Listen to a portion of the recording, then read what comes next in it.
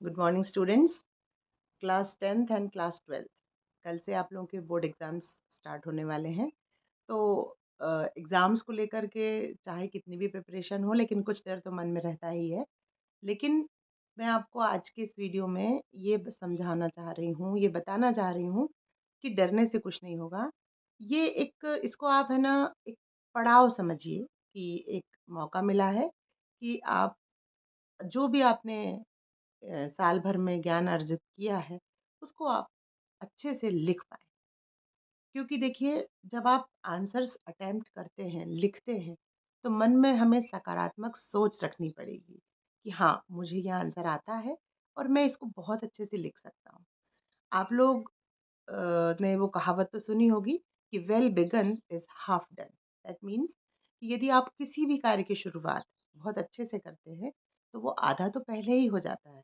लेकिन इसकी विपरीत ये कहावत भी बिल्कुल सही है कि bad begun is half spoiled. यदि आप शुरुआत ही अपनी गलत तरीके से करेंगे, या मैंने देखा है कि बच्चे पैसेज में से आंसर्स बना-बना के लिख देते हैं।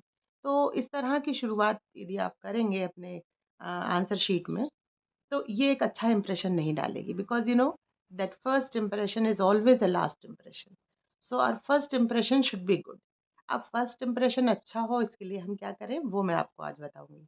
तो आप इंग्लिश के पेपर की मैं बात कर रही हूँ, इसको आप हर सब्जेक्ट में लागू कर सकते हैं। देखिए, करना क्या है कि जब हम जैसे ही आपका जो इंग्लिश का पेपर होगा, that will be divided into 4 sections, A, B, C, D, ठीक है ना? मुख्यतः हम यदि देखें तो what is section A? Section is all about unseen passage, right? After that unseen passage के बाद आएगा आपका राइटिंग स्किल, उसके बाद में आएगा आपका ग्रामर सेक्शन, और उसके बाद में आएगा आपका टेक्स्ट बुक। आपकी जो 2 पाठ्य पुस्तक हैं इंग्लिश की, उसके बारे में आपसे क्वेश्चंस किए जाएँगे।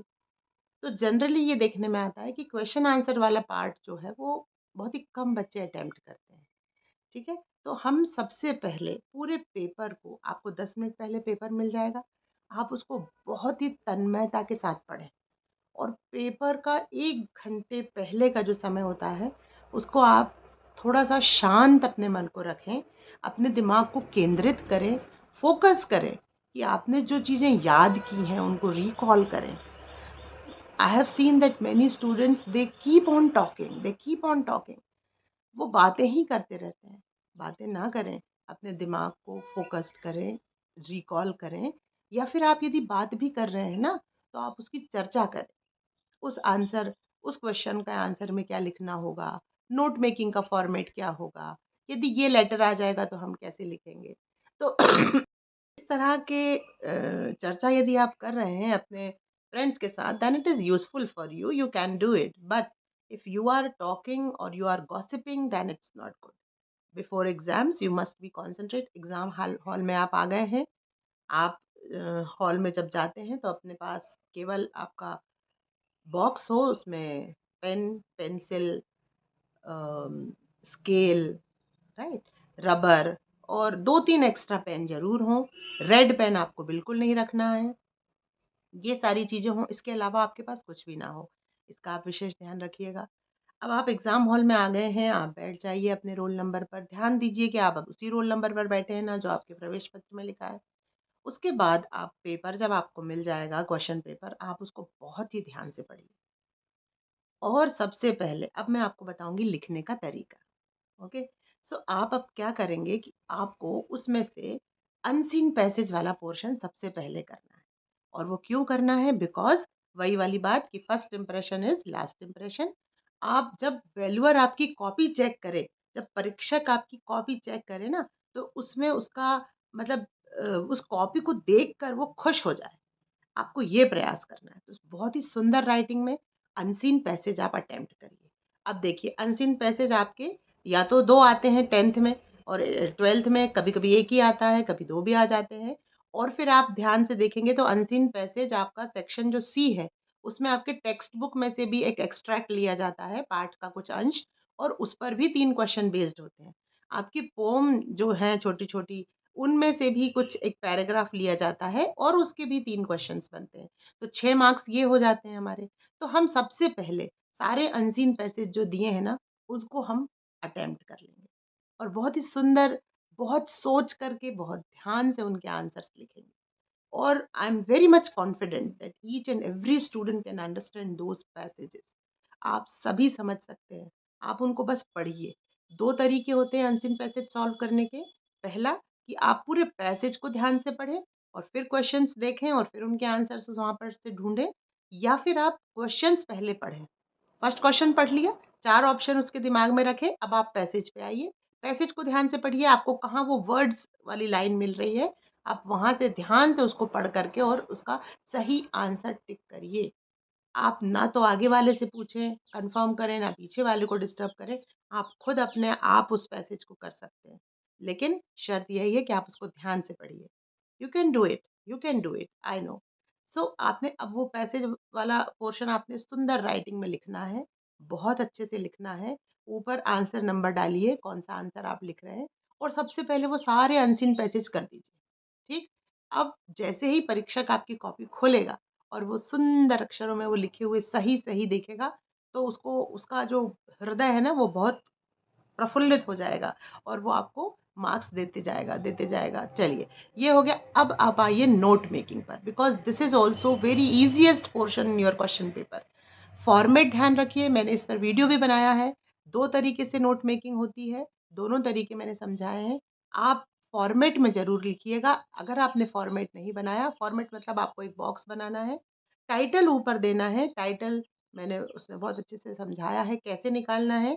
कोई भी एक इम्पोर्टेंट जिस पर बात हो रही है, वो हमको ऊपर टाइटल लिखना है, and after that you just find out the important lines. आप उस पैसेज में से इम्पोर्टेंट लाइन्स निकालिए और आप लाइन को 1 बाय 1 नीचे बॉक्स में लिख दीजिए। एक तो ये तरीका होता है, या फिर आप हेडिंग और सब हेडिंग वाला तरीका अपना सकते हैं। ये आपने लिख दिया। अब इसके बाद में हमारा आता है, नोट मेकिंग हो गया। अब आप राइटिंग वाले सेक्शन पे जाइए और देखिए कि आपको पोस्टर, अ, 12th की बात कर रही हूँ मैं, तो पोस्टर में और आपको पैराग्राफ राइटिंग में और आपको नोटिस राइटिंग में क्या चीज़ जो है बहुत अच्छे से आती है। आप सबसे पहले उसको अटेम्प्ट करिए। इसके बाद में आप ग्रामर वाले सेक्शन पे जाइए, उसके भी मैंने काफ़ी सारे वीडियोज़ बनाए हैं, वो आप पढ़ के जाइएगा। तो ग्रामर वाला सेक्शन आप अटेम्प्ट करिए, बहुत सुंदर तरीके से लिखिए उसको भी। अब आप क्वेश्चन आंसर्स वाला सेक्शन सबसे लास्ट में अटेम्प्ट करेंगे। व्हाई? बिकॉज़ अब देखिए, अभी तक जो आपकी चेकिंग हो रही है कॉपी की, वो उसमें एग्ज़ामिनर क्या देख रहा है कि हाँ भई, ये भी सही है, इसने ये भी अच्छे से किया, ये भी। जैसे ही आप उसको ब्लफ़ करने की कोशिश करने लगते हो, वैसे ही उसका जो मार्किंग करने का जो प्रोसेस है, उसमें थोड़ा-सा लचीलापन आने लगता है। क्यों? क्योंकि वो समझ जाता है कि इस बच्चे को अब कुछ नहीं आ रहा है और ये सारा पैसेज में से टीप-टीप के और लिख रहा है। ये वाला काम यदि आप कर रहे हैं, तो ये आपको एंड में करना है। जब आप एंड में क्वेश्चन आंसर्स वाले सेक्शन अटेम्प्ट करते हैं, तो सबसे पहले आप उन आंसर्स को लिखिए जो आपको अच्छे से याद है। उन क्वेश्चन्स को अटेम्प्ट करिए जो आपको अच्छे से याद हैं, वो आपने लिख लिए। अब आपको बिल्कुल कोई चारा नहीं बचा और मुझे पूरा यकीन है कि यहाँ तक आते-आते आपके 30 मार्क्स तो कंप्लीटली बिल्कुल रेडी हैं। अब आप आराम से 45 तक भी पहुँच सकते हैं, 55 तक भी पहुँच सकते हैं। कैसे? अब आप आंसर्स बना कर के लिखना शुरू करिए। लेकिन वो प्रोसेस याद रखिएगा, आप सबसे एंड में लिखिए उसको। आप पहले वो सारा चीज़ें लिखना है जो कन्फर्म है, जो आपको बहुत अच्छे से आती हैं, और बाद में आपको समय मिलेगा तो आप उन क्वेश्चन के आंसर्स लिखिए जो आपको नहीं आते हैं और जो आप अपने मन गढ़ंत बना कर के कुछ भी लिखते हैं, वो आप बाद में करिए, लास्ट में। यदि आपने लेटर में भी, या आप पैराग्राफ लिख रहे हैं, या आप पोस्टर मेकिंग कर रहे हैं, अगर उसमें आपने कुछ अनर्गल लिख दिया या कुछ ऐसा लिख दिया, तो क्योंकि जो कॉपियाँ चेक करते हैं, उनकी नज़र बहुत तेज तर्रार होती हैं, वो काफ़ी अनुभवी होते हैं और वो तुरंत समझ जाते हैं कि ये जो चीज़ें बच्चे ने लिखी हैं, ये जस्ट टाइम पास है, और वहाँ से आपकी नेगेटिव मार्किंग चालू हो जाती है। नेगेटिव मार्किंग मतलब आपके नंबर कम होने लगते हैं। तो आपको अगर पासिंग मार्क्स लाना है, तो भी बहुत ईज़ी है, और आपको यदि फुल मार्क्स लाना है, तो भी बहुत ईज़ी है। करना इतना ही है कि सबसे पहले जो चीज़ें बहुत अच्छे से आती हैं, जिनमें आप कॉन्फिडेंट हैं, उनको आप पहले अटेम्प्ट करिए और बाद में आप जो आप बना कर के लिखते हैं या जो भी आपका तरीका है, वो आप बाद में करिए। So all the best for all the students, to all the students, मेरी बहुत-बहुत शुभकामनाएँ आप सभी के साथ है और आप हमारे स्कूल का रिज़ल्ट बहुत अच्छा करेंगे, ऐसी सबसे उम्मीद है और बहुत सारे बच्चे लैपटॉप और स्कूटी के लिए भी पात्र होंगे, ऐसी मेरी बहुत-बहुत शुभकामनाएँ सभी के लिए और आप अपना पेपर अच्छे से दीजिए। ये मैंने छोटा-सा आपको एक तरीका सुझाया है और इसको यदि आप अपनाएँगे तो definitely you will score good marks. So once again, all the best and best of luck for your exams. Thank you very much.